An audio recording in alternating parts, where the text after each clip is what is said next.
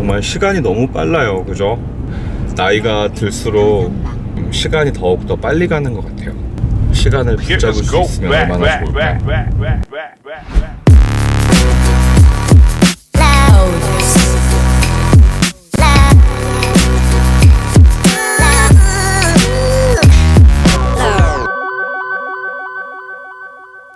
안녕하세요, 종찬영입니다. 올해 마지막 주를 남겨놓고 있는데요. 오늘은 이제 한 해도 마무리할 겸, 그리고 내년에 제 개인 스스로에 대한 목표도 좀 정해볼 겸 좀 밖으로 나가서 다이어리도 조금 써보고, 예전에 제가 지나오면서 썼던 다이어리도 조금 읽어보려고 해요. 올해 나는 어떻게 보냈나? 한번 이 부분에 대해서는 카페에 가서 얘기를 나눠보도록 하겠습니다.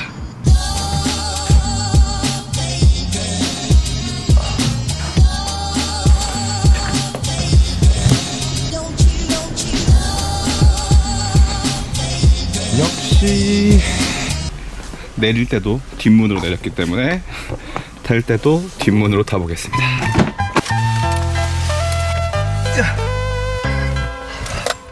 역시 살을 빼야 한다. 카페로 출발해 보도록 하겠습니다.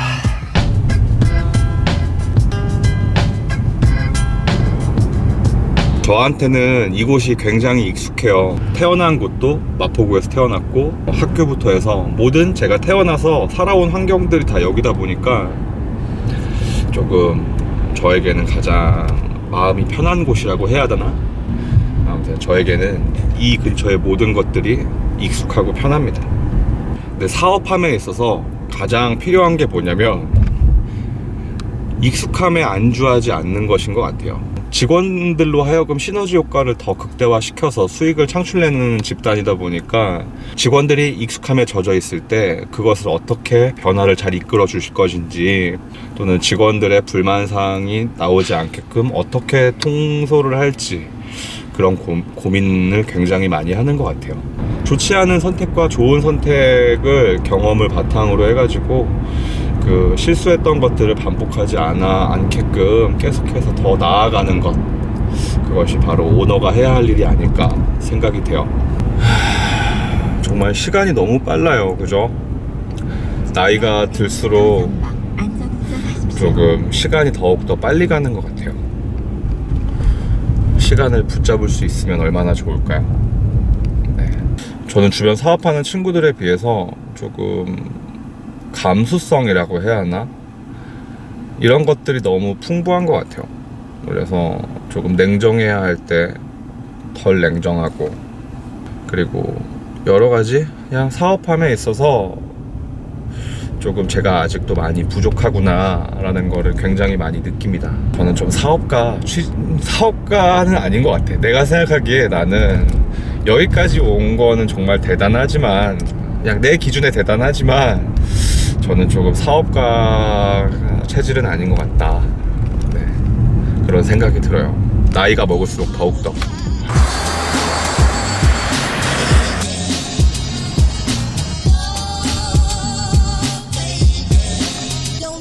지금 벌써 제가 사업한 지 9년? 내년이면 이제 10년 차입니다. 10년이면 금수강산이 변한다고 하지 않습니까? 그만큼 저에게도 정말 많은 변화가 있었죠. 감사하게도 이제 조금 잘 자리를 잡아서 이렇게 살고 있는데, 아직도 부족한 인간인지라 불평불만이 많은 것 같아요.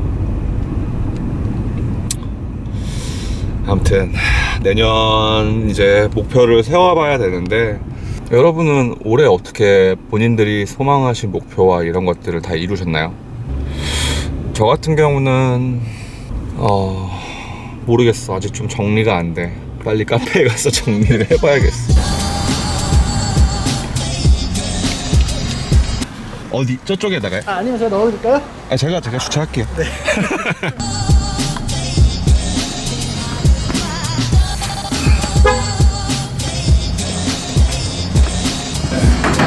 안녕하십니까. 네. 인생 다큐 찍고 있습니다.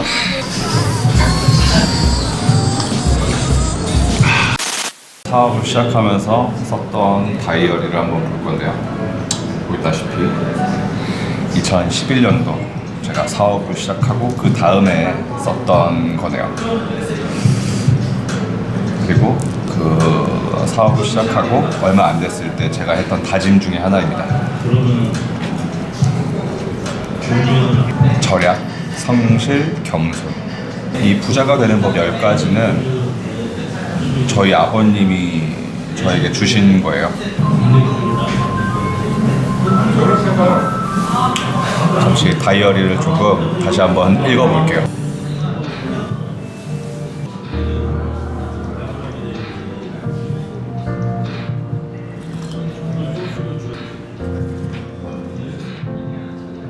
읽다 보니까 되게 힘들었구나. 정말 지금에 비하면 아주 굉장히 암울한 시기였던 것 같습니다. 하나를 조금 공유를 할게요. 좀 회사가 힘들었나 봐요. 대출도 있고 대출을 받으러 갔는데 까였다는 네, 통장의 잔고가 50만 원이라는 이 통장 잔고가 제 통장의 잔고가 아니고 이 회사 통장부터 제 통장을 합친 금액이 50만 원이라는 거는 정말 암울한 네. 안 되겠어. 좀 담배 하나 좀 펴야 되겠어요. 갑자기 옛날 생각이 힘들어지고 있어.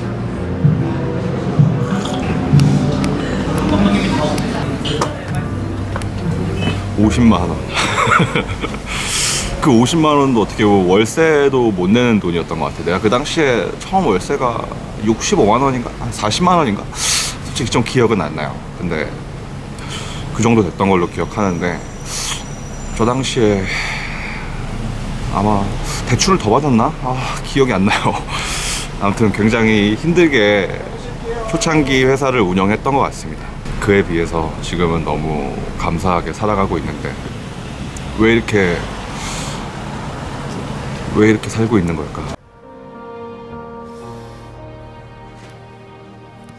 불행한 사람은 과거를 살고 불안한 사람은 미래를 살며 행복한 사람은 현재를 산다고. 저는 지금 불안한 삶을 살고 있는 것 같습니다. 나만 그런가? 왜 항상 불안하지? 돈을 벌어도 왜 불안하지? 그 이유는 덜 벌어서 뭐 그런 걸 수도 있겠고 욕심이 끝이 없는 것 같아요. 왜냐면 소득이 올라가니까 소비가 같이 증가하게 되더라고요.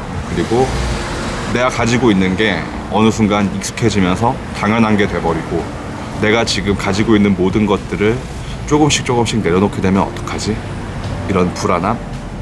이런 면에서 아직도 저는 돈을 덜 번 것 같다. 근데 돈을 더 벌고 싶지 않다. 돈을 더 벌고 싶지 않다라는 거에 대한 제 정의는 불안하게 살고 싶지 않다. 현재를 즐기면서 살고 싶다. 그냥 내가 지금 가지고 있는 것만으로 일반적으로 사람들처럼 살아간다면 한 달에 일반 월급 받으시는 분들 수준처럼 한 300, 400씩 쓴다면 평생을 살 수 있을 것 같아요.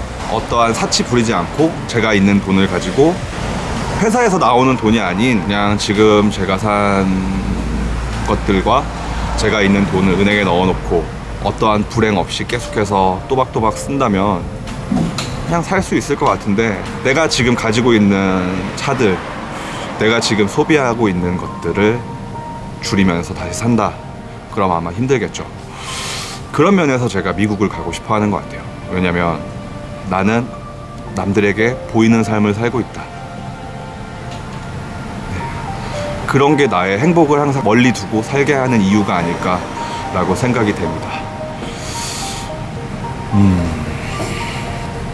올해 제 목표는 그냥 회사 사옥 이전해서 회사 시스템을 개선하는 거였어요. 여러 가지 회사 시스템을 개선하고 조금 더 안정적으로 내가 없이 돌아갈 수 있게 만드는 게 제 목표였는데 병인 것 같아요. 내가 하지 않으면 너무 불안한 거. 완벽주의자는 아닌데 내가 아직 많이 부족해서 내가 손을 놓게 되면 많이 불안하다. 시스템은 만들긴 했지만 욕심인지 나의 부족한 탓인지 모르겠지만 만족하진 못하다. 그러면 올해 행복하게 살았냐? 라고 했을 때 행복한 부분도 있었고 행복하지 않은 부분도 있었다. 실수한 부분도 있고 잘한 부분도 있다. 그리고 실수한 거를 내년에는 반복하지 말아야지. 그게 제가 올해 마무리하면서 느낀 생각입니다.